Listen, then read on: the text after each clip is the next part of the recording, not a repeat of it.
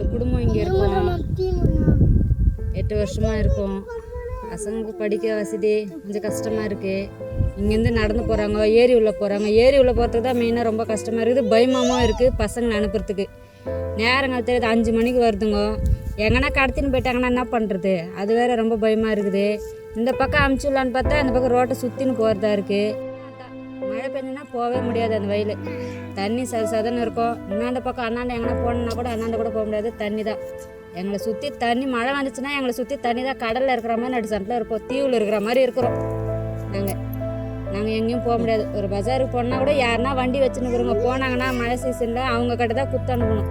அவங்க கிட்ட கொடுத்து தான் இது வாங்கினாங்க அது வாங்கினாங்கன்னு அப்படி தான் நாங்கள் சொல்லிக்கணுமே தவிர யாரும் தனியெல்லாம் போக முடியாது. இந்த பக்கம் இருந்து பொம்பளைங்க மெயினாக தனியாக போக முடியாது. வயசு பசங்களாவே எவ்வளோ பசங்க நின்று போச்சுங்க. அனுப்ப முடியல, அனுப்புறதுக்கு பயமாக இருக்குது. வந்து போகிறதுக்கே அந்த பசங்க பயந்துக்கினே போக மாட்டேங்குங்க. நாங்கள் போக மாட்டோம் அப்படின்ட்டு நின்று அதனால இப்போ போய் திரும்பி வந்துடுறாங்க தம்பி பசங்க. ஸ்கூலுக்கு போகிறோம்னா ஆமாம் கழனி மேலே தான் போனோம். அது கூட அந்த பக்கம் போனால் தோப்பு, அதுலேருந்து அந்த கோயில் தானே ஃபுல்லாக தோப்பு தான். அங்கேருந்து பசங்க பயந்துன்னு இப்படியே திரும்பி வந்துட்டுங்க. உக்காந்துங்க நல்லா படிக்கிற பசங்க தான் போகல ஸ்கூலுக்கு. 2 பேர் பிபி சுகருக்காரு. நாங்கள் கேர்பிடாஸ் தான் போய் மாதம் மாத்திரை வாங்குறோம். அவசரம் என்ன பண்ணுறது, பைக் வச்சுங்கிறாங்க, அந்த பைக்கில் அடி போக வேண்டியது தான். வண்டியில் எடுத்து விடுவாங்க. அவங்கள எடுத்துமே விட்டுட்டு அவங்க வந்து பார்த்துட்டு வரோம். ஆனால் நாங்கள் போனோன்னா கொஞ்சம் கஷ்டம்தான். இங்கே வந்து எதனா ஒரு எமர்ஜென்சின்னு ஆயிடுச்சுன்னா நாங்கள் போகிறதுக்கு அன்னைக்கு அவங்க பார்த்துட்டு தான் போய் பார்த்துட்டோம். இப்போ பாப்பா சாப்பாடு தோழிக்கணும்ல, அந்த பாப்பா தான் அது வேற பயப்படுவாங்க. நல்லா எல்லா வேலையும் நல்லா செய்யும். ஆனால் அந்த சாப்பாடு அப்படிதான் எதுவும் செய்கிறது. எல்லாம் மரம் வெட்டுறோம், கூலி வேலைக்கு போகிறோம், களை பறிக்கிறோம்.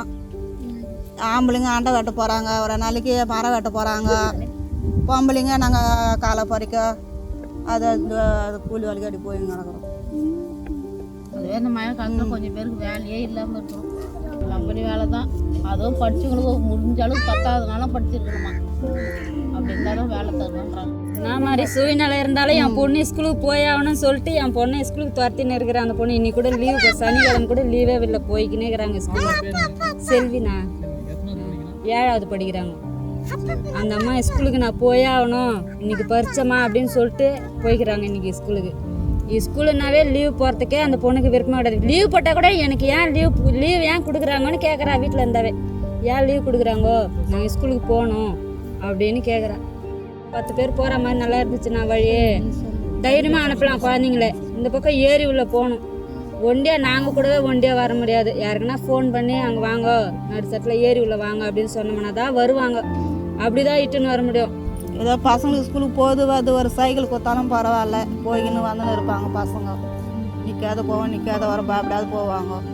37 பேர் இருக்கோம், 12 பேர் தான் ஸ்கூலுக்கு போகிறோம். பொண்ணு நாங்கள் ஒரு ஊரில் போயிருக்கும்போது படிக்க வச்சுருந்தேன். 8வது நின்று போச்சு. அது வந்து சர்டிஃபிகேட் கேட்டால் அவங்க வந்து கொடுக்கல. அதை வந்து திருவள்ளூரில் மாற்றி வச்சுக்கிறோம்மா, உனக்கு வேணும்னா போய் அங்கே கேட்டு வாங்கிக்கலாம். நாங்கள் வந்து கிராமத்தில் ஆயிலூரில் இருந்தோம். நாங்கள் அங்கேருந்து இப்போ இங்கே வந்துடுவே சர்டிஃபிகேட் நான் விட்டுட்டு வாங்காத. அது வந்து நான் இப்போ நான் அந்த குழந்தை என்னை படிக்க சொல்லிக்குமா, நான் இங்கேயே படிக்கிறேன் அப்படின்னு சொல்லு. உன் மனசு சொல்லு. போலீஸ் ஆகணும், கலெக்டர், நர்சிங், இங்கேருந்து போகிறதுக்கு தூரமாக சொல்லிட்டு போகல. அவங்க தூரமாக இருக்கிறனால போகிறதில்ல, அதனால நிறுத்தேன்.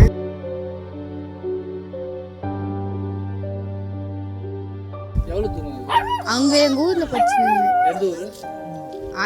ஆயிலூர். இப்போ அந்த சர்டிஃபிகேட் கொடுத்தாங்களா? கொடுக்கல. எதனால கொடுக்கல? கேட்டீங்களா நீங்க போய்? கேட்டாலும் கொடுக்க மாட்டேங்கிறாங்க. இங்கிருந்து அங்கே வாங்கோன்றாங்க. அந்த ஊரில் படிச்சிருந்தாங்கல்ல, நீ இங்கே இருந்தேன்னா படிமா அப்படின்னு இந்த பொண்ணை கேட்டாங்க. அங்கே நீ சொல்லு, அங்கே படிக்க முடியாது, நாங்கள் வேற ஊருக்கு போயிட்டோம், நாங்கள் அந்த ஊரில் போய் படிச்சுக்கிறோம். சொன்னேன், அப்போட இல்லை நீ வான்றாங்க. சரி, நான் வந்து உனக்கு சர்டிஃபிகேட் வாங்கி இங்கே ஸ்கூல் சேர்த்து விட்டா போறியா? கடம்பத்தூர் ஸ்கூலில் சேர்த்து விட்டுமா? இங்கே போறீங்க, கரெக்டாக போகணும். சரி, ஸ்கூல் அது கூட லாங்கு தான். ஆமாம், இது விட பயங்கரமான லாங்கே அதுதான் ஸ்கூலு. நான் ஸ்கூலை பார்த்துட்டு வந்திருக்கிறேன். ஆமாம், வரணுன்னா குழந்தைங்களுக்கு ரொம்ப கஷ்டம். பசங்க எப்படி போகிறாங்கன்னு சொல்லிட்டு கூட ஒரு வாட்டி கூட நான் கேட்டே வந்தேன். இப்போதைக்கு வண்டி விட்டு வச்சுக்கிறேன் அப்படியே சொன்னாங்களாம். ஏன்னா எப்படி குழந்தைங்க இப்போ பெரிய பசங்க வந்து நடந்ததா போகுதுன்னு சொல்கிறாங்க. 6வது 7வது படிக்கிறாங்க பாரு, அந்த பசங்க நடந்து தான் போகுது, சின்ன பசங்க மட்டும் ஆட்டோ வச்சுக்கிறாங்க அப்படின்னு சொன்னாங்க. சைக்கிள் வாங்கி கொடுத்தா போவீங்களா? கண்டிப்பாக போகணும்.